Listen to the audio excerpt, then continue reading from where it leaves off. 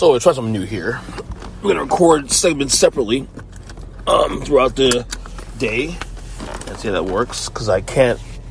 It's kind of hard to get like even 30 minutes myself to record a podcast straight through. I'm actually on the middle of a Taco Bell run right now, and I'm taking a break from football today already. Week 1, I'm already tired. The truth is, really, I'm glad football's back, but the one thing I've realized in recent years is that I cannot do the whole 1 to 11 thing anymore. 1 to 11:30, how long it is. I can't watch every game. I gotta pace myself. Like, to me, the peak of my football day is at 1 o'clock in the afternoon when red zone's on and you have the peak of the majority of the games of the day at the same time. 4 o'clock, I tend to start fading away a little bit because, and in my case, I have no choice because I have a family. So at some point, I gotta kind of get back engaged into what my daily routine is, which is, of course, making sure my kids are ready for school, because tomorrow is still school. So making sure homework is done and make sure dinner is done and both kids have been bathed and all that. So the 4 p.m. slates do get interrupted anyway, even if I didn't want it to. It's always worse when the Giants are on, too, especially. Well, speaking of the Giants, 1 game in, I'm done. It's time. I obviously put out the year. We have another 17 weeks to go, and we'll see how it plays out. But there was nothing encouraging I saw today that made me feel like Daniel Jones and Dave Gettleman, the GM especially, is the future of this franchise. And look, I'm not one to just say, it's fire him now. I'm not that guy. I like stability. I think things should settle. But I don't know. I think this is not working. 1 game in, you're at home. First game with a crowd in almost 2 years. And all you can show is 7 points. Your defense plays like crap. Joe Judge makes a coaching mistake. Granted, it didn't necessarily impact the game because the game was already pretty much out of reach at this point. And Daniel Jones, the Giants are trying to get back in the game, and Daniel Jones is also making mistakes again. And I think Daniel Jones is actually a very talented guy that needs to clean up his mess. I'm not encouraged at all. And it's probably a good thing I'm not as rabid a fan as I used to be 10 years ago. I think being a family man especially has kind of taken the edge off. I think doing the podcast has actually taken the edge off a little bit too. I think of all my teams I root for in sports, the only one I can truly say I'm really rabid about, I'm still passionate about to some degree, is Miami Heat in basketball. That's it. And that's pretty much only because of the fact that my favorite sport is basketball. But I'm not encouraged at all. I think this is it for the Giants. I think this is it in terms of Daniel Jones, in terms of Dave Gettleman. I think, based on what we saw today, and then, you don't want to overreact, but I mean, this is the same old. You know what I'm saying? It's not like they were a great team last year or a solid team last year, and now they're going to bounce back. Had a bad out the gate performance. No, this is the fact that this team is just not good, and they haven't been good for a decade. They made the playoffs once in the last 10 years, and even that one playoff year in 2017, they weren't that good either. I thought they were real overrated. So I just think at the end of the day, this team is, I don't know. I'm not encouraged at all. I am not encouraged about what I'm seeing here. And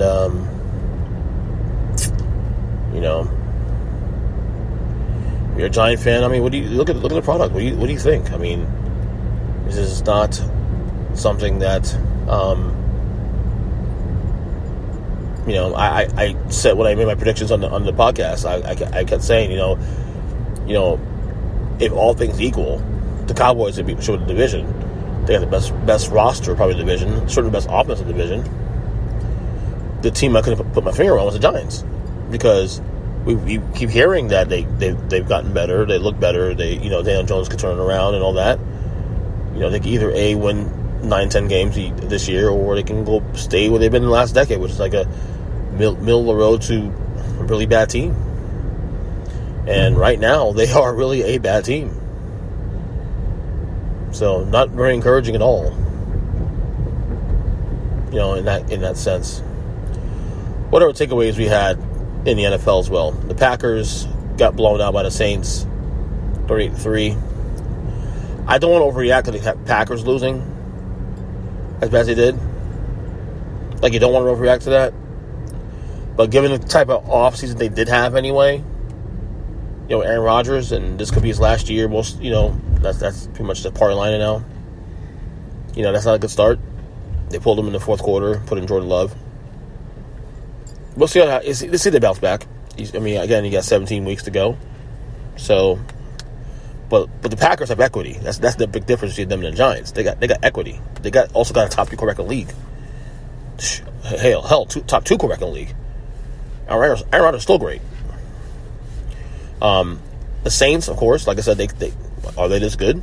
Like I said on the podcast that Jameis Winston is probably the most interesting person in the entire league coming into the year. In fact, not probably. To me, he was the most interesting person because, again, if you can't make it work with Sean Payton, you can't, you're not good enough. Like, Sean Payton is literally an offensive genius. If you can't make it work with Sean Payton, then he's either shit off the pot. That simple.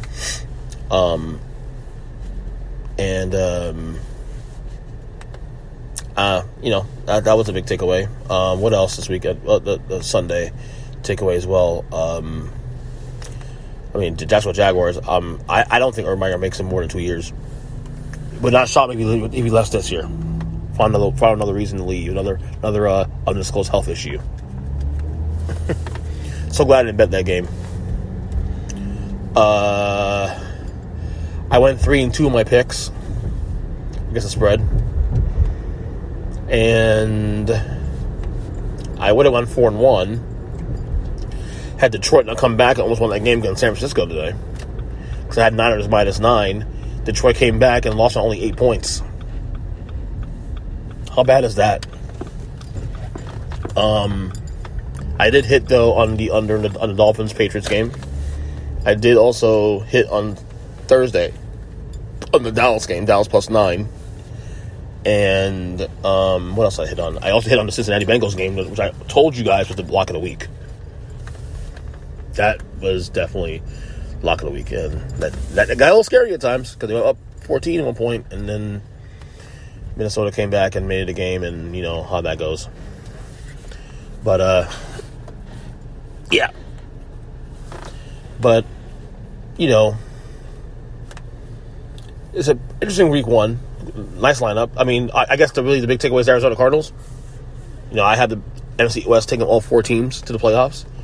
All 4 teams. Well, right now I'm recording as the Rams game is going on. All 4 teams. The Rams I think are leading right now in their game against the Bears. Check real quick, make sure that's correct. Yeah, up 13-0 right now. 2-minute warning for the first half. It's over. So all 4 teams are likely to win week one. The Cardinals are really good. I think a lot of weapons. Defense is solid. Kyler Murray played great today. Tennessee's not a bad team either. Tennessee's been in the playoffs the last couple of years. 2 years ago they were 1 game from the Super Bowl. The obviously the Cardinals and what they've done today. The Falcons are terrible.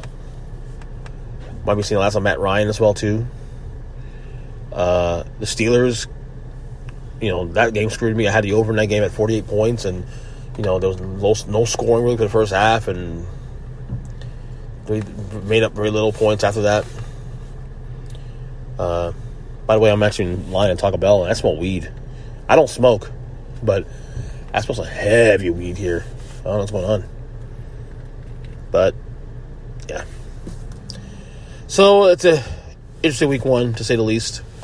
Giants stink. That's all I know.